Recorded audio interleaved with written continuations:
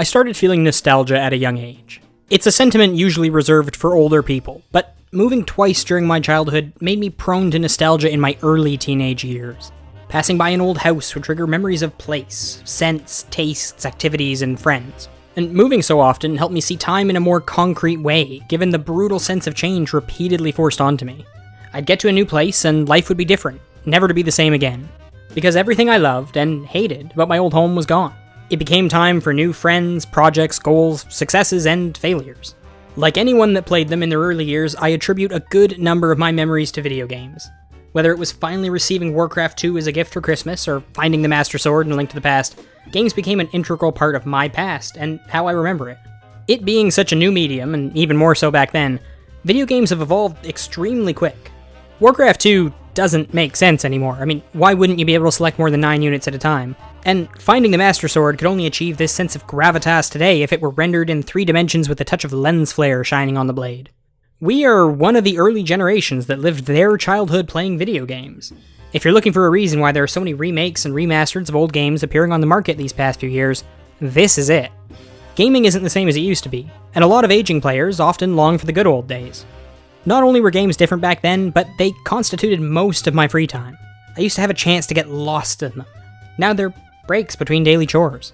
So it's bizarre then, going back to a game that I never actually played when it came out. This year, Grim Fandango got its own remastered version, and a lot of people consider this one a classic. A big part of that is that Grim Fandango will go down in history as the last true game of the adventure era. And while adventure games never completely disappeared, the philosophy of design responsible for the classics from it, most of them by LucasArts or Sierra, vanished after Grim Fandango. To be fair, by resurrecting Sam and Max, Telltale tried their hand at it, but the smaller scope inherent episodic releases made them feel different than their older counterparts. They felt off. I might never have played Grim Fandango before, but I was raised on adventure games. It'll be sacrilege to say, but Curse of Monkey Island is my formative game. It occupied that place, terrible for some, incredible for others, where adventure games had abandoned the verb system, but hadn't yet moved on to tank controls in a genre that many still called point and click. Curse of the Monkey Island is the 3rd game in its own series, and most fans tend to have a negative opinion of it because it rewrites the canon of the franchise for the sole purpose of making sequels. But whatever, it's my childhood game and fans be damned. Curse of the Monkey Island is segmented into 6 chapters. The 2nd and 4th each consist of a massive island that you can explore till your heart's content.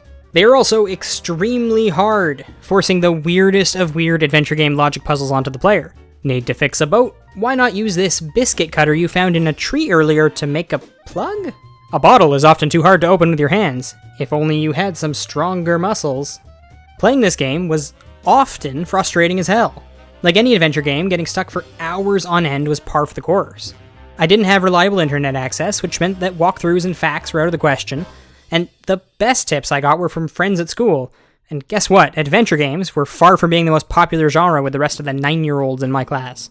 But I was a kid, and I only had one game to play at a time, which meant that I was either playing Curse of the Monkey Island, or I wasn't playing video games at all.